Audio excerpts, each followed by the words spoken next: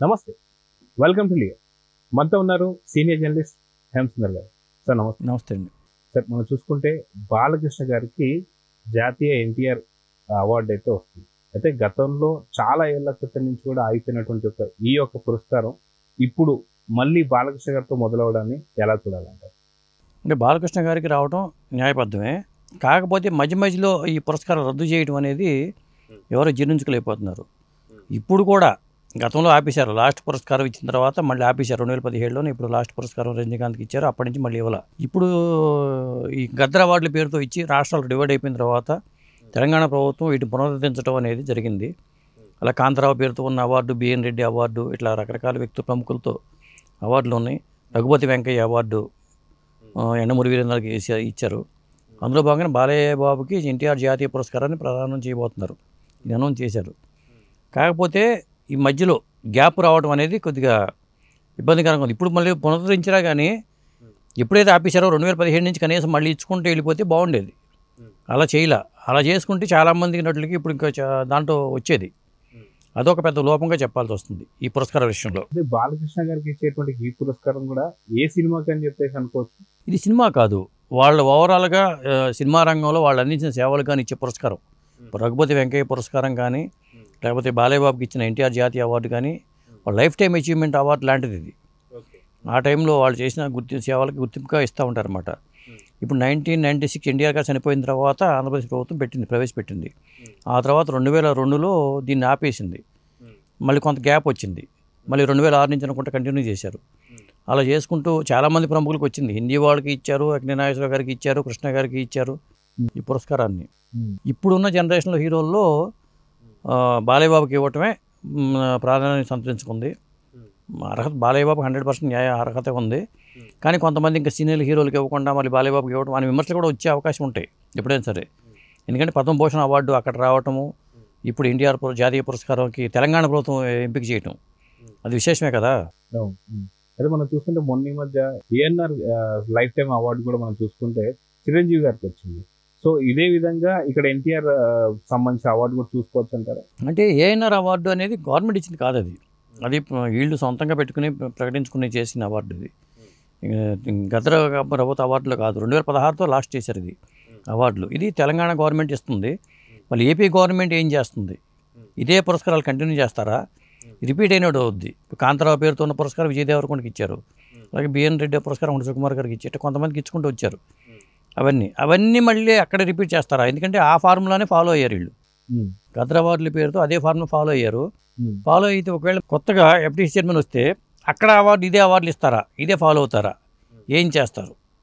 ఇప్పుడు వీళ్ళు 2024 సంవత్సరానికి గాను ఒక ఎన్టీఆర్ జాతీయ పురస్కారాన్ని బాలయ్య బాబు ప్రకటించారు అనుకుందాం. ఒకవేళ మళ్ళీ అక్కడ ప్రకటించాల్సి వస్తే 2024 సంవత్సరానికి గాను ఎన్టీఆర్ జాతీయ పురస్కారం ఏపీ గవర్నమెంట్ ఎవరికి ఇస్తుంది అనేది మళ్ళీ ఒక పెద్ద ఇష్యూ అవుతుంది ఇది. అందుకనే ఇప్పుడు మురళీమోహన్ గారు అన్నట్టుగా ఒక సంవత్సరం వీళ్ళు ఇస్తే ఒక సంవత్సరం ఏపీ వాళ్ళు ఇవ్వడం బెటరు. తెలంగాణ వాళ్ళు సంవత్సరం పెట్టుకోవడం ఆల్టర్నేటివ్ ఇయర్స్లో ఇచ్చుకుంటూ వెళ్తే ఆ గొడవ ఉండదని చెప్పి మురళీమోహన్ గారు కూడా అన్నారు. అది మంచి ప్రపోజల్. అయితే ఎఫ్డీసీకి సంబంధించి ఇప్పుడు గద్దర్ అవార్డ్స్ ప్రకటిస్తూ గత కొంతకాలంగా అయిపోయినటువంటి సంవత్సరాలకు కూడా పలానా వారికి అవార్డు అన్నట్టు ఇప్పుడు దాని నుంచి డిక్లేర్ అవుతుంది. సో అదే విధంగా ఏదైతే ఎన్టీఆర్ గారి అవార్డ్స్ కూడా అదే విధంగా గతంలో ఏదైతే సంవత్సరాలు ఇవ్వలేదో వాటికి సంబంధించి ఎవరైనా సరే ఎంపిక చేయడం మంచిది అంటారా? అలా చేసిండే బాగుండేది. ఇప్పుడు మొన్న ఎక్కడైతే ఆగిపోయినాయో అక్కడి నుంచి అవార్డు ఇచ్చుకుంటూ వచ్చారు వీళ్ళు. అంత కొన్ని అవార్డులు అన్నీ ఇవ్వాల, సినిమాలకి ఇచ్చుకుంటూ వచ్చారు.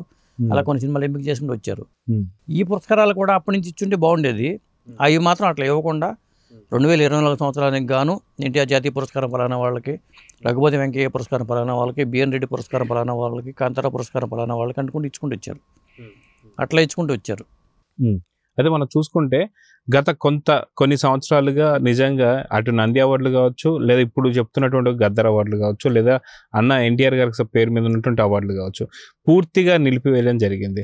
సో ఇప్పుడు మళ్ళీ అవార్డులు ఇవ్వడంతో పూర్తి కళారంగం అంతా కలకలాడుతుందని చెప్పి అనుకోవచ్చు అంటారు. ఖచ్చితంగా రేపు ఈ ప్రధానోత్సవానికి ఎట్లా ఏర్పాట్లు చేస్తారు గవర్నమెంట్ అనేది చూడాలి.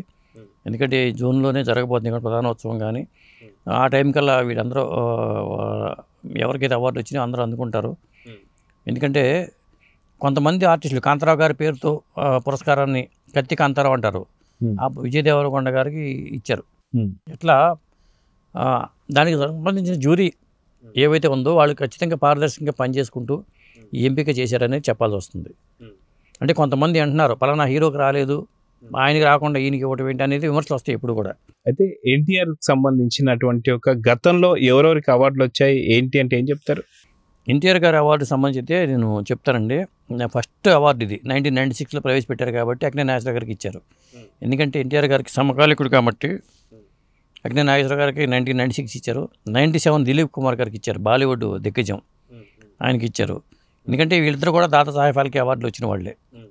అలాగే శివాజీ గణేషన్ గారికి 1988 శివాజీ గణేషన్ గారికి, 99 లతా మంగేష్కర్ గారికి, 2000లోనేమో భానుమతి రామకృష్ణ గారికి, 2001లో హృషికేష్ ముఖర్జీ గారికి, 2002లో రాజ్ కుమార్ గారికి. అంటే ప్రతి సంవత్సరం కంటిన్యూషన్ ఇచ్చుకుంటూ వెళ్ళారు. 2003లో ఘట్టమనేని కృష్ణ గారికి ఇచ్చారు. తర్వాత 2004లో ఇళయరాజా గారికి ఇచ్చారు. తర్వాత 2005లో నూతన ప్రసాద్ గారికి, అంబరీష్కి ఇచ్చారు. ఇద్దరికి ఇచ్చారు ఒకే సంవత్సరం. 2006లో వహీదా రెహమాన్కి ఇచ్చారు. 2007 దాసరి నారాయణరావు గారికి, టి భైరప్ప గారికి ఇచ్చారు. 2008లో జమున గారికి ఇచ్చారు. 2009లో బి సరోజదేవికి ఇచ్చారు. అలాగే 2010లో శారద గారికి ఇచ్చారు. 2011లో అమితాబ్ బచ్చన్కి ఇచ్చారు. 2012లో ఎస్వి బాలసుబ్రహ్మణ్యం గారికి ఇచ్చారు. 2013లో హేమమాలిని గారికి ఇచ్చారు. 2014లో కమల్ హాసన్కి ఇచ్చారు. 2015లో కె రాఘవేంద్ర గారికి ఇచ్చారు. 2016లో రజనీకాంత్కి ఇచ్చారు. అయితే ఇక్కడ ఏంటంటే మధ్యలో అక్కడ నంది అవార్డులకు ఆపేసినా కానీ మళ్ళీ ఆ మిగిలిపోయిన గ్యాప్లో వచ్చిన సంవత్సరాల తర్వాత కంటిన్యూ చేశారు, ఇచ్చుకుంటూ వచ్చి భర్తీ చేశారు. ఈసారి అలా జరగల. 2 రాష్ట్రాలు సపరేట్ అయిపోయిన తర్వాత మన గద్దర్ అవార్డు ప్రకటించిన తర్వాత మరి పాత సంవత్సరాలకి వాటిని ఇవ్వకుండా ఇక్కడి నుంచి కంటిన్యూ చేసుకుంటూ వెళ్ళారు. ఒకవేళ ఫ్యూచర్లో దీన్ని ఏమైనా చేయడానికి కూడా అవకాశం లేదు. ఇక ఇది ఇట్లా బ్రేక్ అయినట్టుగా, మధ్యలో మాత్రం బ్రేక్ అయినట్టుగా చెప్పుకోవాలి. అయితే అఖండ తర్వాత నిజంగా బాలకృష్ణ గారు నటసింహం లాగా 2వ ఇన్నింగ్స్ మొదలు పెట్టారని చెప్పుకోవచ్చు. పద్మ అవార్డ్స్ కూడా తీసుకున్నారు. అదే విధంగా చూసుకుంటే ఇప్పుడు ఎన్టీఆర్ గారి అవార్డు. సో దీన్ని ఎలా చూడాలంటారు? పద్మభూషణ్ అవార్డు నేషనల్ స్థాయిలో, జాతీయ స్థాయిలో మంచి ఉత్తమ పురస్కారం అని చెప్పాలి. మరి వెంటనే ఇప్పుడు మళ్ళీ ఇక్కడ జాతీయ అవార్డు, ఎన్టీ రామారావు గారి జాతీయ అవార్డు బాలయ్య బాబుకి ఇవ్వడం, ఆయన కుమారుడిగా అందుకోవడం అనేది చాలా ప్రత్యేకత ఉంది. ఎందుకంటే ఎన్టీఆర్ గారి 100వ జయంతి ఉత్సవాలు ఒక పక్క జరుగుతున్నాయి, ఇంకో పక్క ఆయన 75 సంవత్సరాల సినిమా జరిగినాయి కదా. ఎన్టీఆర్ గారి సినిమా మొదటి సినిమా వచ్చి ఇప్పటికి 75 ఏళ్ళు అయిందని సందర్భంగా ఘనంగా చేశారు. అలాగే బాలయ్య బాబుకి పద్మభూషణ్ ప్రకటించారు. ఇదే సందర్భంగా ఇండియా జాతీయ పురస్కారానికి బాలయ్య బాబుని ఎంపిక చేయడం కూడా కాకతాళీయమైనా కానీ ఒక విధంగా జ్యూరీ చాలా పారదర్శకంగా పనిచేసి ఇచ్చిందని చెప్పుకోవాలి. సో ఓవరాల్గా నెక్స్ట్ బాలయ్య గారి భవిష్యత్తు ఎలా ఉండబోతుంది, ఇంకే అవార్డులు అందుకోబోతున్నారంటే ఏం చెప్తారు? ఇక ఆయన జాతీయ స్థాయిలో పద్మవిభూషణ్ పురస్కారానికి ఇప్పుడు అఖండ 2 చేస్తున్నారు. మరి ఆ పాత్రకి చాలా హెవీనెస్ ఉన్న పాత్ర అంటున్నారు, జార్జియాలో షూటింగ్ అంటున్నారు కాబట్టి పద్మవిభూషణ్ పురస్కారం రావాలి. దానికన్నా ముందు ఎన్టీ రామారావు గారికి భారతరత్న వస్తే, ఎందుకంటే పద్మవిభూషణ్ అనేది ఆ తర్వాత ఇదే కాబట్టి భారతరత్న పురస్కారం ఎన్టీ రామారావు గారికి ప్రకటించితే ఆ తర్వాత అర్హులు చాలామంది ఉన్నారు, రావాల్సిన వాళ్ళు కూడా చాలామంది ఉన్నారు. ఘంటసాల గారు ఉన్నారు, బాలు గారు ఉన్నారు, ఇలాంటి లెజెండ్స్ అందరూ ఉన్నారు తెలుగు రాష్ట్రాలు. వాళ్ళంతా అట్లాగే భర్తీ అయిపోయి ఉంటుంది. భర్తీ కాకుండా భారతరత్న పురస్కారం అలా పెట్టి ఉంచుతున్నారు. అది ఏంటో కానీ తెలియట్లేదు. అది కూడా ప్రకటించేస్తే చాలా వరకు అందరూ హ్యాపీ ఫీల్ అవుతారు. అయితే భారతరత్న గురించి గతంలోనే బాలయ్య గారు తనకి పద్మ అవార్డ్స్ వచ్చినప్పుడే ఖచ్చితంగా నాన్నగారికి భారతరత్న ఇవ్వాల్సిందని చెప్పి, అదేవిధంగా చూసుకుంటే మనకి మెగాస్టార్ చిరంజీవి గారు కూడా ఖచ్చితంగా భారతరత్న అన్న ఎన్టీఆర్ గారికి వచ్చిన తర్వాతనే ఇంకెవరికైనా సరే రావాలని చెప్పి ఆయన కూడా మాట్లాడారు. సో నిజంగా దీన్ని ఎలా చూడాలంటారు? 100%. ఎందుకంటే చాలా అర్హులు చాలామంది ఉన్నారు. ఇక్కడ భారతరత్న పురస్కారానికి కావాల్సిన అన్ని ప్రమాణాలు చూసుకుంటే ఎన్టీ రామారావు గారికి 100% ఉన్నాయి, అక్కినేని నాగేశ్వరరావు గారికి 100% ఉన్నాయి, ఘంటసాల గారికి 100% ఉన్నాయి. ఇప్పుడు లతా మంగేష్కర్ గారికి ఇచ్చారు కదా. ఇట్లా సినిమా రంగంలో, కళారంగంలో చూసుకుంటే లెజెండ్స్ చాలామంది ఉన్నారు. మరి అక్కడ మరి ఏ అడ్డు వస్తున్నాయి, ఏ గైడ్లైన్స్ ప్రకారం వాళ్ళు ఇదవుతున్నారో తెలియదు. కానీ ఈ విషయంలో మాత్రం కొద్దిగా అన్యాయం జరుగుతుందని చెప్పుకోవాలి. భారతరత్న విషయంలో ఆ ఇవ్వని ప్రకటించకుండా ఉన్న సంవత్సరాలు చాలామందికి ఉన్నాయి. కనీసం మరణించిన తర్వాతైనా పురస్కారాలకు వాళ్ళని ఎంపిక చేసే ఇది ఉంది కాబట్టి అట్లా ఇవ్వచ్చు. అది కూడా జరగట్లా. మరి ఇది మరి ఎట్లా జరుగుతుంది అనేది అర్థం కావట్లా. అయితే అతి తొందరలోనే భారతరత్న కూడా రాబోతుందని చెప్పేసి అంటున్నారు. కానీ బాలకృష్ణ గారు ఇప్పటిదాకా అందుకున్నటువంటి పద్మ అవార్డు కావచ్చు, లేదా ఎన్టీఆర్ గారు అవార్డు, ఒకవేళ నిజంగా భారతరత్న ఎన్టీఆర్ గారికి వస్తే మటుకు ఫస్ట్ సంతోషపడేది బాలకృష్ణ గారు అని చెప్పి అనుకోవచ్చు అంటారా? 100%. బాలకృష్ణ గారు కాదు, ఎన్టీఆర్ ఫ్యాన్స్ కానీ మొత్తం దాదాపు అందరూ కూడా, అది అందరూ ముక్త కంఠంతో కోరుకుంటున్నారు. అది ఈసారన్నా నేను అనుకోవటం ఏంటంటే ఈసారి రావడానికి అవకాశాలు ఎక్కువ ఉన్నాయి.